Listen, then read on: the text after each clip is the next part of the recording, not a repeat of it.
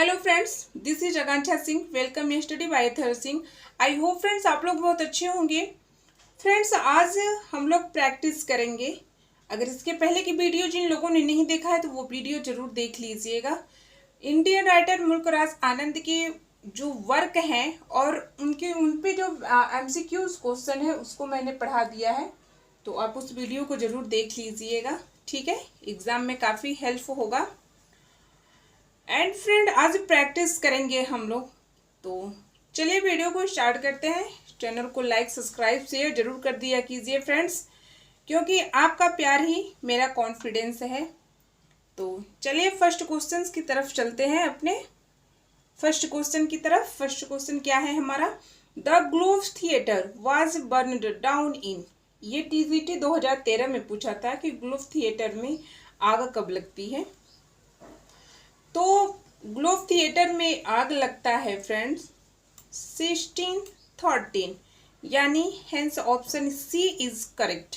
ठीक है, जब हेनरी 8 का परफॉर्मेंस चल रहा था ग्लोब थिएटर में, तो उसी के दौरान ग्लोब थिएटर में 1613 में आग लगती है। ठीक है फ्रेंड्स, सेकेंड क्वेश्चन देखते हैं।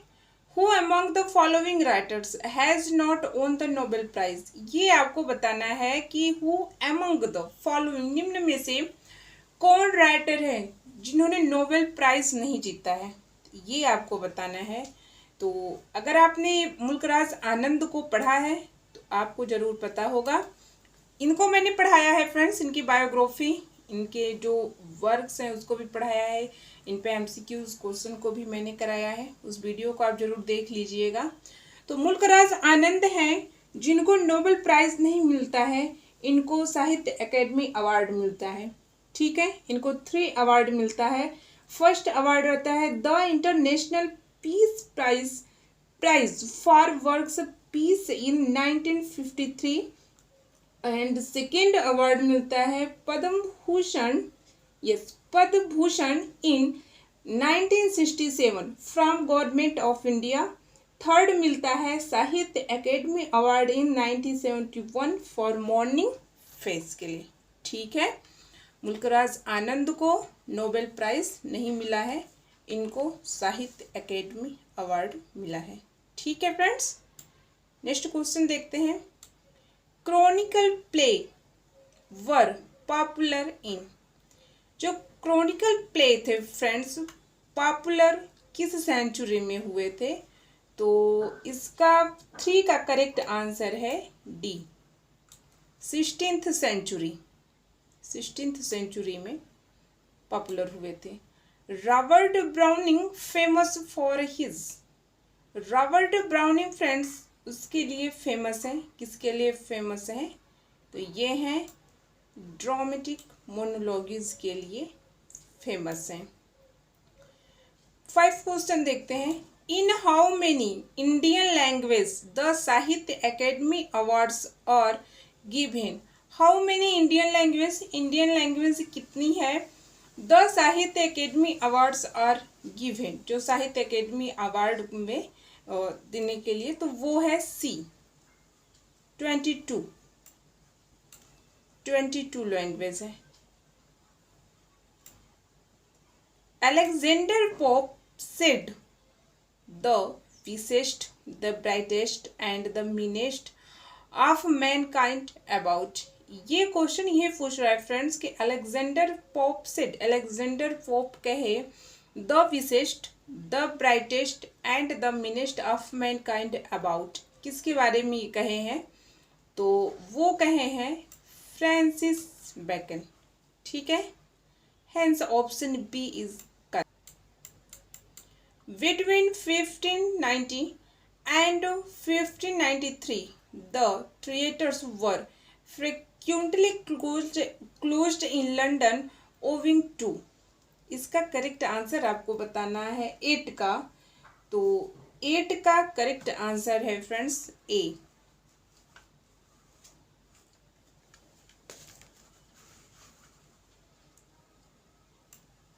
एट का करेक्ट आंसर ए है फ्रेंड्स। बिटवीन 1590 और 1593 था फ्रेंड्स फ्रिक्वेंटली क्लोज, दो जो थिएटर लंदन में बार बार क्लोज हो रहा था, तो उस टाइम जो है फ्रेंड्स, वो बोनिक प्लेग जो है बहुत तेजी से फैल रहा था, तो इसी वजह से जो कि थिएटर बंद हो रहा था। ठीक है, 9 क्वेश्चन देखते हैं। In which play Shakespeare uses to longest word, ये क्वेश्चन बहुत इंपॉर्टेंट है फ्रेंड्स, इसको ध्यान दीजिएगा आप।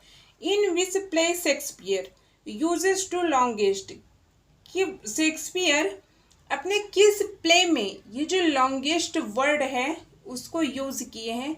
होनरी फिकेबली टूटिटिनी टेटिवस, ये वर्ड इन्होंने किस प्ले में वर्ड किस में यूज किया है? तो I thinks friends B, yes B, love's labour's lost में इसको यूज किया है। और फ्रेंड्स ये जो प्ले है विलियम शेक्सपियर का, इसको 1595 टू 1596 में इसको रिटन किए थे विलियम वर्ड्सवर्थ। और फ्रेंड्स ये जो वर्ड है, जो ये लॉन्ग वर्ड है, इसको जो है कास्टर्ड के द्वारा ये वर्ड कहा गया है। ठीक है, कास्टर्ड के द्वारा, इसको याद रखिएगा, कास्टर्ड के द्वारा इस वर्ड को यूज किया गया है लव लेवर्स लॉस्ट में। ठीक है, और फ्रेंड्स इसकी जो मीनिंग थी, इसकी इंग्लिश या हिंदी की मीनिंग नहीं मिली, मैंने बहुत ट्राई किया, मिला नहीं। ठीक है, देखते हैं 10th क्वेश्चन देखिए। The war roses 1455 1487 figures in the works of, तो 10th का करेक्ट आंसर आपको बताना है फ्रेंड्स। तो इसका करेक्ट आंसर है, समझ में आ रहा होगा।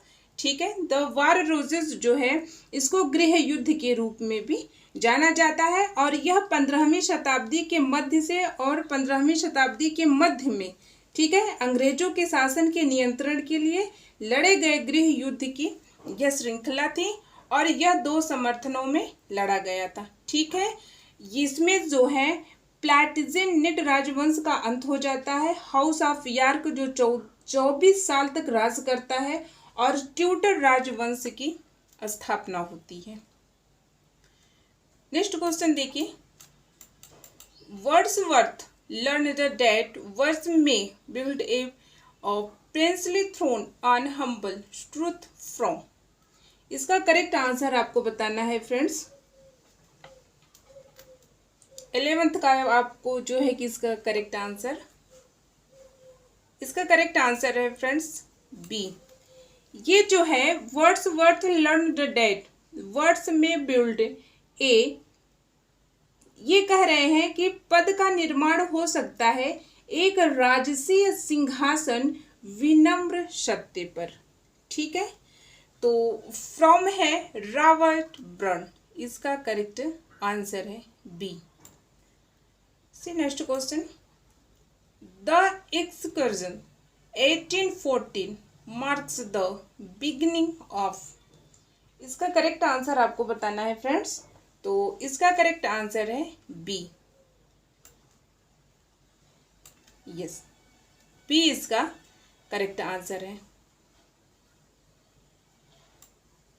से नेक्स्ट क्वेश्चन देखते हैं। Shelley quotes the following lines in his poem A Lost From, The good die first and they which hearts are dry as summer dust burn to the socket, इसका correct answer आपको बताना है 13 का।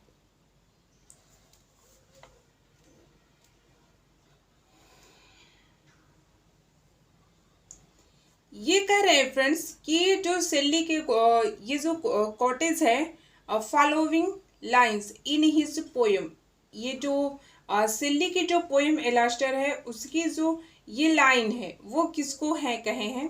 A good die first, क्या कह रहे हैं कि पहले अच्छा मरो, एंड दे विश हर्ट, और जिसके दिल गर्मी की are dry as a summer dust, गर्मी की धूल के रूप में सूखे हैं, बर्न टू सॉकेट, और जो सॉकेट को जलाए हैं। तो ये किसका है? द करेक्ट आंसर है Wordsworth the excursion. Correct answer A है। 14 देखिए, Shelley's quotes the following lines in his poem A Lost From It is a wood deep for tears। इसका करेक्ट आंसर बताना है कि यह भी एक दुर्भाग्य है, आंसुओं के लिए गहरा है। क्या कहने का सेंस है फ्रेंड्स कि जो आंसुओं के लिए गहरा है यह भी एक दुर्भाग्य है। तो इसका करेक्ट आंसर आपको बताना है। इसका करेक्ट आंसर है ए, ओड इंटीमेशन ऑफ इमॉर्टेलिटी। इसका करेक्ट आंसर ए है। ठीक है, नेक्स्ट क्वेश्चन देखिए, lamp speaks of his father under the name of. इसको आपको बताना है कि लैम्प के नाम से अपने पिता की बात करता है। ठीक है, तो ये आपको बताना है। तो इसका करेक्ट आंसर है लॉवेल। ठीक है, Lowell. Lamb writers about his sister in his essay dream children under the name of. ये आपको बताना है कि Lamb writers about his sister, अपने सिस्टर के बारे में, हिज एसे, उनकी जो एसे है, dream children under the name, किस नेम में है, तो ये आपको बताना है। तो I think correct answer A है, कजन। यस, करेक्ट आंसर है ये, कजन ब्रिड ग्रेट है। ठीक है फ्रेंड्स, नेक्स्ट क्वेश्चन देखिए, 70 को देखिए, in which essay we come to know of Lamb unsuccessful love affair with Alice Winterton whose actual name was Ann Simmons. ये आपको बताना है फ्रेंड्स कि विच ऐसे, इनका वो ऐसे है, कौन सा ऐसे है, वी कम टू नो, जो इसको हम जानते हैं, लैम्प्स अनसक्सेस, जो अपने लव में ये अनसक्सेस हो जाते हैं, एलिक और विंटरटन से। ठीक है, इनको लव होता है और वह जो है कि अपने लव में अनसक्सेस यानी कि असफल हो जाते हैं, और एक्चुअल नाम है एन सीमंस। ठीक है, तो इसका करेक्ट आंसर आपको बताना है। तो इसका करेक्ट आंसर है डी, ड्रीम चिल्ड्रेन। इनका ऐसे है, तो उसी में ये पाया गया है। ठीक है, जो चार्ल्स लैम्प का हाउस नहीं काम कर रहा है friends. Yes yes, D. Silver Smith से, ठीक है, जो पावर ब्रोकर है, बाय नेम बॉयट्रम है, उन्हीं से ये अपनी शादी कर लेती हैं, जिससे चार्ल्स लैम्प अनसक्सेस रहते हैं लव अफेयर में। ठीक है, 18 देखिए, which work was described by Keats as a feverish attempt rather than a deed accomplished. ये आपको बताना है। 18 का करेक्ट आंसर आपको बताना है कि किट के द्वारा किस वर्क का वर्णन किया गया है। ठीक है, ए फेवरिस का मतलब होता है फ्रेंड्स, यहाँ से हम ले सकते हैं जो एक बुखार से भरा हुआ एक कार्य के बजाय प्रयास करे और वह उसमें सफल हो। ठीक है, ये यही सेंस कह रहा है। तो 18 का करेक्ट आंसर है ए। ए इसका करेक्ट आंसर है। फ्रेंड्स, आज माउस नहीं काम कर रहा है।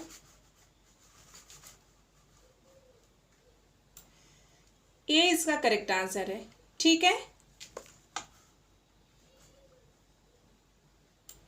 नेक्स्ट क्वेश्चन देखते हैं। Kids works were criticised in the magazine. ये आपको बताना है कि किड्स वर्क क्रिटिसाइज्ड इन मैगजीन के बारे में आपको बताना है। 19 का करेक्ट आंसर है Blackwood magazine the quarterly review इसका करेक्ट आंसर है। Who said kids had flint and iron in him? ये आपको बताना है कि Who said कौन कहा कि किड्स है जो फ्लिंट एंड, और फ्लिंट का मतलब होता है फ्रेंड्स चकमक होता है, ठीक है, चकमक पत्थर एंड लोहा। कौन कहा इन, उसमें कौन कहा ये आपको बताना है। तो मैथ्यू अर्नोल्ड साहब ने कहा है। ए करेक्ट आंसर है फ्रेंड्स, मैथ्यू अर्नोल्ड ने कहा है, ठीक है। नेक्स्ट क्वेश्चन देखते हैं। Which of the following epithets brings out the most characteristic quality of David Copperfield pinpointed by the majority of Dickens scholars? ये आपको बताना है। तो इसका करेक्ट आंसर ए है, ऑटोबायोग्राफिकल। 21 देखते हैं।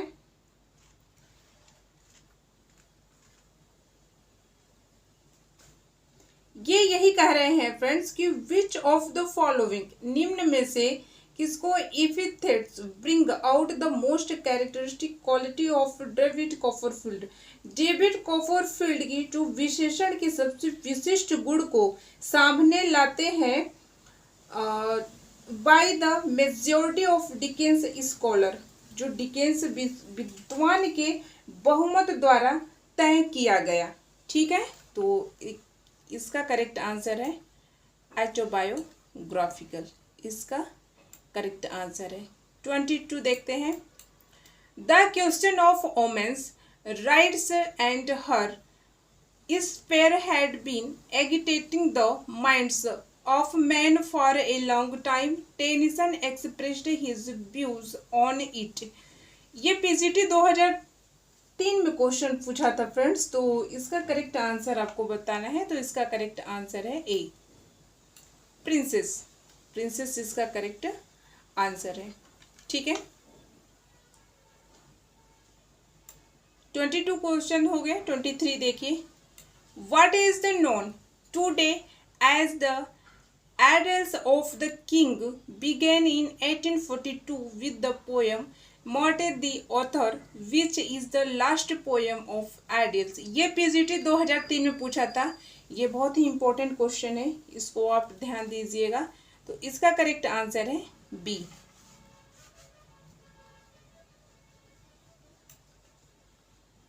बी इसका करेक्ट आंसर है फ्रेंड्स। आगे देखते हैं। Queen Victoria found great solace in her grief from one of Tennyson's poem. What is the title of the poem? तो ये है फ्रेंड्स शायद ई, इन मेमोरियम। इन मेमोरियम, ठीक है। क्वीन विक्टोरिया फाउंड 24 देखिए। Queen Victoria found great Solis in her grief for one Tennyson poem के, जो Tennyson की पोएम है उसमें क्वीन विक्टोरिया जो एक महान सोलिस उनकी ग्रीफ है। What is the title of the poem? उस पोएम का टाइटल क्या है वो आपको बताना है। तो वो है इन मेमोरियम, ठीक है, इन मेमोरियम है। 25 क्वेश्चन देखिए। The following lines are taken from the land sort features seemed to century corpse outlinked. इसका करेक्ट आंसर आपको बताना है 25 का करेक्ट आंसर है B, darkling trust.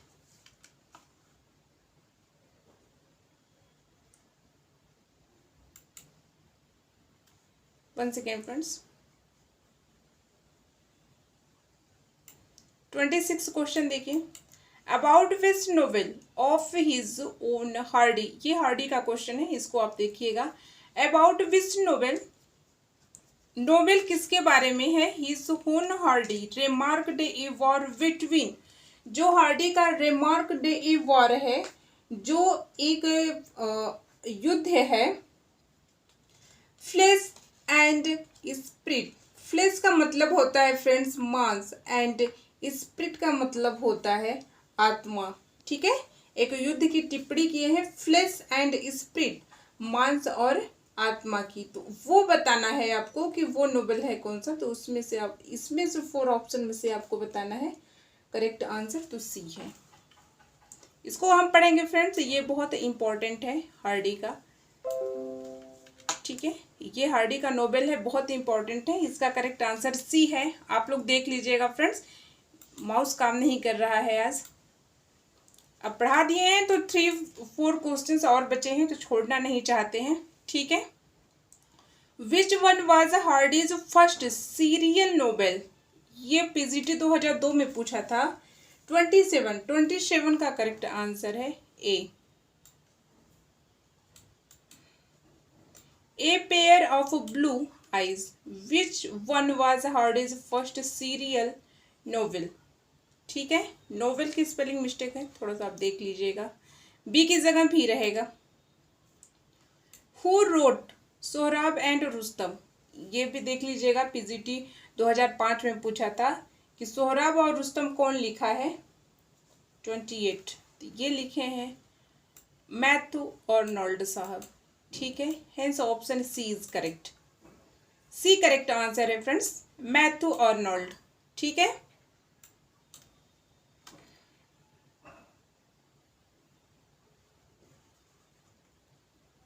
Nine question देखते हैं friends. Which of this is not poem by Matthew Arnold. ये आपको बताना है किसमें मैथ्यू आर्नोल्ड की पोएम नहीं है। ठीक है, 29 का करेक्ट आंसर है डी। डी इसका करेक्ट आंसर है।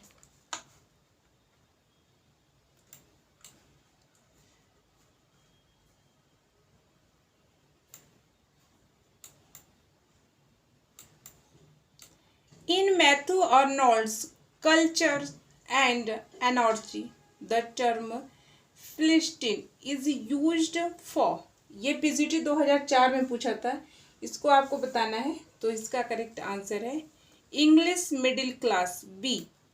बी इसका करेक्ट आंसर है, बी इसका करेक्ट आंसर है इंग्लिश मिडिल क्लास। ठीक है, in Matthew Arnold culture and energy the term Philistine in is used for. तो इसका करेक्ट आंसर बी है, द इंग्लिश मिडिल क्लास। ठीक है, तो आई होप फ्रेंड्स वीडियो पसंद आया होगा, आपको क्वेश्चन भी अच्छा लगा होगा। और फ्रेंड्स बहुत से लोगों का मैसेज भी आता रहता है कि प्रोनाउंस नहीं सही है। देखिए, जो डिफिकल्ट प्रोनाउंस रहते हैं, मैं तो उसको जो डिफिकल्ट से इसमें क्वेश्चंस रहते हैं फ्रेंड्स, मैं तो उसको बता देती हूँ, उसकी हिंदी मीनिंग आप लोगों को बता देती हूँ।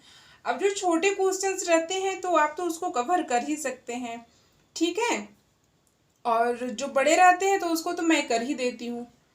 तो ठीक है, आप लोग पढ़ते रहिए। अगर आपके लिए ये क्वेश्चन इम्पोर्टेंट है, अगर आपके लिए यूजफुल है तो आप उसको यूज़ कीजिए। ठीक है, डोंट माइंड। तो चलिए फ्रेंड्स, ऐसे ही इम्पोर्टेंट क्वेश्चन के साथ फिर मिलते हैं नेक्स्ट वीडियो में। तब तक के लिए पढ़ते रहिए। जय हिंद।